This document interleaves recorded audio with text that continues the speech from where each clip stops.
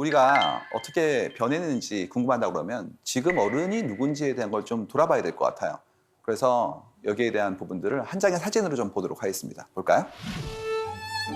한 부부가 막 결혼을 했는데 왼쪽에 계신 분과 오른쪽에 계신 분과 약간의 시간 차이가 있는 것 같죠? 왼쪽에 계신 이 두 분은 그 당시에 몇 세 때 결혼을 하셨을까요? 그냥 딱 봤을 때는 그래도 한 30대 이상은 30대 중반 느낌은 나는데요. 약간 금혼식 느낌.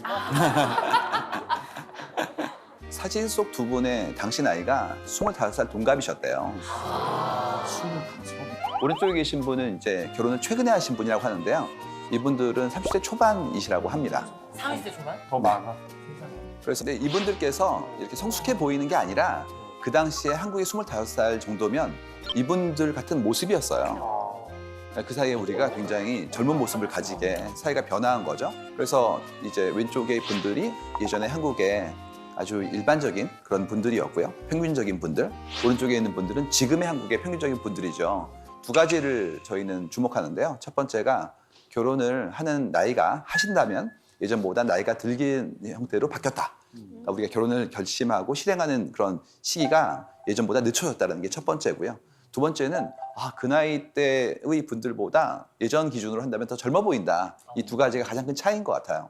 제가 얼마 전에 한 강연에 썼던 자료 중에 하나가 뭐였냐면 1970년대의 한 분의 생신이었어요.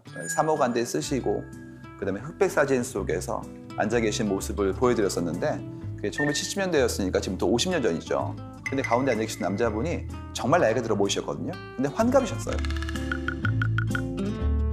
근데 여러분 주위에 환갑되신 분들 꽤 있으시죠? 오늘 오신 선생님들 중에서도 계실 거예요.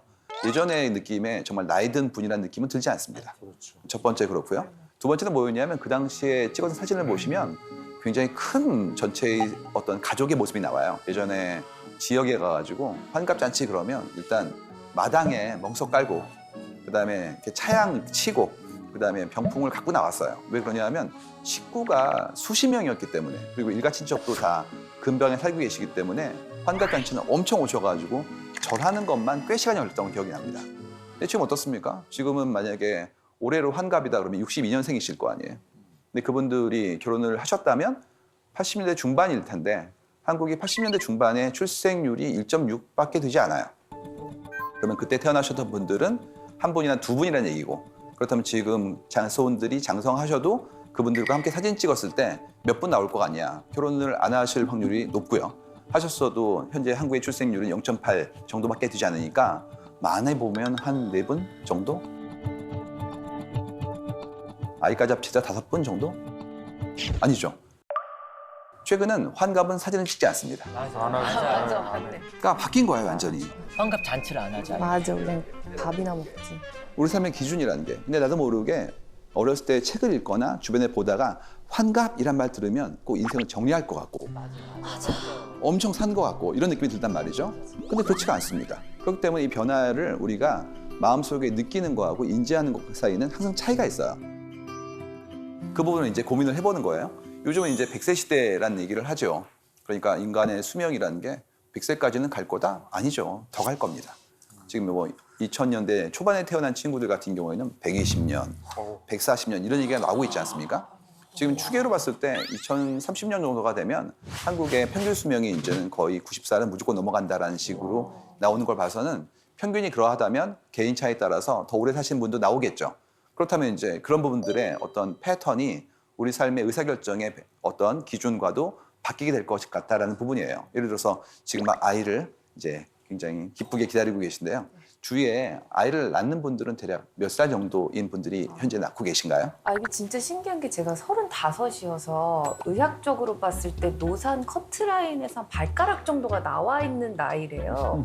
근데 주변에 보면은 올해 이제 출산을 하셨거나 예정이신 분들 중에서 제가 제일 어리거나 어린 편이에요. 보통 한 30 후반 아니면은 40대.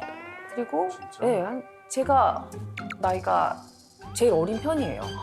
실제로 35 대. 의학계에서도 그 기준을 네. 이제는 좀 더 성기게 하거나 늘려야 된다는 그런 얘기가 나오고 있더라고요.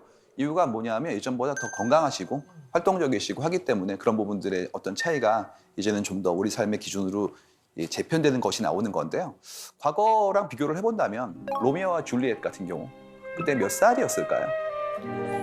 아 맞다. 열네. 문헌상에서는 로미오는 명확하지 않고요. 줄리엣은 14번째 생일을 앞두고 있다는 얘기 나오거든요. 그러니까 한국 나이로는 16살 수도 있죠. 근데 이제 우리도 이몽룡, 성춘향, 이몽룡 이분들도 28청춘이라고 불렀어요. 그러면 16세입니다. 그래서 만약에 이분들이 그 당시 결혼을 했다면 20살 이전에 첫 아이를 낳았겠죠. 그러면 이제 뭐 30대 초반 정도의 나이가 되었다. 이게 어떤 내용이냐면 2020년 기준으로 첫째 아이를 낳는 분들의 평균 연령이 32.3세예요. 그러면 이제 예전의 기준으로 본다면 10대 후반에 아이를 낳은 분들 입장에서는 벌써 13살, 14살 아이가 있었을 확률이 높겠죠. 왜 그러냐면 그 당시만 하더라도 우리가 알고 있는 것처럼 이렇게 기대의 여명이 그렇게 지금처럼 여유롭지 않았기 때문에 인생의 단계를 빨리 하지 않으면 그야말로 우리의 다음 세대를 기약하기 어려운 환경이었다는 거죠. 그렇기 때문에 그 삶의 스테이지에 대한 강박이 있었는데 이제 그렇지가 않고 좀 더 여유롭게 바라볼 수 있을 만큼 우리가 어느 정도 시간에 대한 자원을 가지게 되었다 이렇게 볼 수 있을 것 같아요. 이 얘기를 좀 더 다른 형태의 걸로 좀 해볼게요. 커뮤니티에서 화제를 가지고 있는 그런 하나의 내용들이 들어있는데 이 그림이에요. 아, 와, 여럿 죽이고 돌아왔어, 10대가. 아 진짜네. 몸도 차이가. 기원전 10대는 전쟁을 하고 결혼을 하였지만 지금 10대는 그렇지가 않고 난 무서워요 뭐 그런 얘기 나온다 그런 얘기들입니다. 우리가 알고 있는 예전의 영웅들의 모습을 본다면 엄청난 그런 전운과 거기에 따르는 성과를 가져왔지만 나이가 20세가 안 되었다 이런 것들 나오잖아요. 그 당시에 했던 우리의 어떤 사회적인 책무나 성취에 대한 부분들이 이제는 좀 더 이연되는 것도 보이고 그다음에 그만큼 광활하고 그다음에 야성적인 형태의 삶이 아니라 좀 더 안전한 삶을 갖기 때문에 거기에 따르는 우리의 긴장감도 좀 덜하다 이런 내용들이에요. 여기에 좀 극단적인 예제가 하나 있습니다. 고대 스파르타 얘기죠. 여기는 남자아이가 7살이 되면 집에서 나와서 국가의 공공교육장에 들어가야 됐대요. 거기서 하루 24시간 중에서 10시간 동안 배웠던 게 투창, 검술, 승마 이런 잔뜩 배웠고요. 16살이 되면 이제 그때부터는 본인의 새끼 중에서 2끼를 알아서 해결해야 됐대요. 각종 수렵이라든지 활동을 통해서 생계를 만드는 것이죠. 열심히 노력해가지고 노력된 것들의 결과를 기반으로 내가 일정 이상의 어떤 성취를 내는 작업들을 하게 되면 그때부터 이제 군대를 가는 거예요. 군대를 가서 이제 10년 정도의 시간 동안 열심히 해서 시민이 되어서 시민이 된 다음에 결혼을 하였다 뭐 그런 얘기가 나옵니다. 그러면 이제 7살부터 30살까지 이제 성인 어른이 되기 위한 노력을 엄청나게 많이 해야 되고 그만큼의 역할을 해야지만 사회 일원으로서의 어떤 권리라든지 그런 부분들을 얻게 되었다는 얘기죠. 그래서 이걸 보고 나면 7살부터 나와서 30살까지 그야말로 평지풍파를 다 겪고 난 다음에 어른이 되는 거예요. 30세의 스파르타인과 너무 극단적이지만 지금 우리가 막 열심히 공부를 해가지고 직장 생활을 시작하는 나이가 대략 30살 정도로 지금 바뀌었거든요. 준비 기간이 길어지고 있기 때문에 그러면 이제 그 두 사람의 고민의 어떤 종류나 거기에 따르는 어떤 체감이라는 것은 참 다르겠구나라는 생각을 합니다. 그래서 항상 예전에 문헌들을 읽으셨을 때 그분들의 어떤 삶에 대한 치열함이라는 것이 우리랑 다르다라는 부분들을 염두에 두셔야 돼요. 물론 그분들이 더 훨씬 힘들게 사셨고 우리가 편하다 그런 얘기는 아닙니다. 왜 그러냐면 삶의 무게라는 게 다극적이기 때문에 때로는 그 무게와 이 무게가 동등비교가 안 될 수도 있기 때문이라는 것이죠. 그렇다면 그만큼의 강박을 좀 내려놔야 되는데 쉽지 않은 그런 사회에 살고 있다는 게 이제 우리의 어려움이라는 거죠. 그래서 나이라는 거를 다시 한번 좀 고민해 봐야 될 것 같아요. 예를 들어서 내 나이가 몇 살이야? 그러면 약간 연령이 높으신 분은 금방 답이 안 나옵니다. 또 있죠. 올해가 몇 년이지? 그거 잘 모르시는 경우도 있고요. 그다음에 제일 헷갈리시는 건 뭐냐면 달, 일은 거의 잊으시고 그다음에 요일만 기억하시더라고요. 그래서 내일이 뭐 토요일이야 뭐 이렇게. 그래서 이거 보고 있으면 우리 생각이 이 반복되어지면서 나도 모르게 감각이 좀 무뎌지는 것도 있고 거기에 따르는 인지가 예전에 아주 어렸을 때의 새록새록함이라는 것들 좀 경감되는 것도 이렇게 나온단 말이에요. 그래서 김상준님은 지금 본인이 대략 몇 살 정도라고 인지하고 계세요? 저는 45살 이후로 나이 세는 걸 잊었어요. 아니 그래서 사람들이 나이를 사실 물어보면은 저는 몇 살이에요 물어보면 아침 몇 살이에요라고. 진지할 시간도 안 주시고 배워야 돼. 그런 건 배워야 돼. 어려워 보여. 여기에 나오고 계신 패널분들뿐만 아니라 여러분 모두 다 예전보다는 훨씬 더 젊은 나이를 가지고 계세요. 저희 아버지 세대와 같이 계산할 수는 없다는 얘기죠. 그래서 현대 나이 계산법이라는 걸 들어보신 적 있을 거예요. 한때 뉴스에서 유행했던 거였는데 뭐였냐면 나의 나이 곱하기 0.8을 하세요. 이런 내용이었습니다. 그러니까 이게 한때는 엄청나게 뭐 사람들한테 회자되면서 주로 연령대 높으신 분들이 술자리에서 계속 이 얘기를 하셨던 그런 경험을 가지고 있습니다. 제가 원래는 몇 살이지만 지금 나이 계산법을 한다면 이렇다니까 라고 말씀을 해주시는 거예요. 그랬을 때 김남주 씨는 아까 이 나이 계산법으로 따진다면 말씀하셨던 거가 비슷하지 않습니까?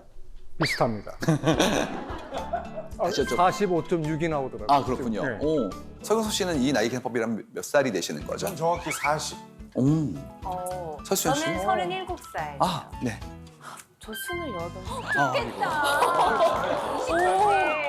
네. 저도 32살. 네, 이렇게. 그래서 받았던 나에 대한 사람들의 기대나 인지와 비슷하게 나와요. 이런 계산법이 왜 나오게 된 거냐에 대한 어떤 로직을 좀 설명드리고 싶은데요. 이 논리는 이겁니다.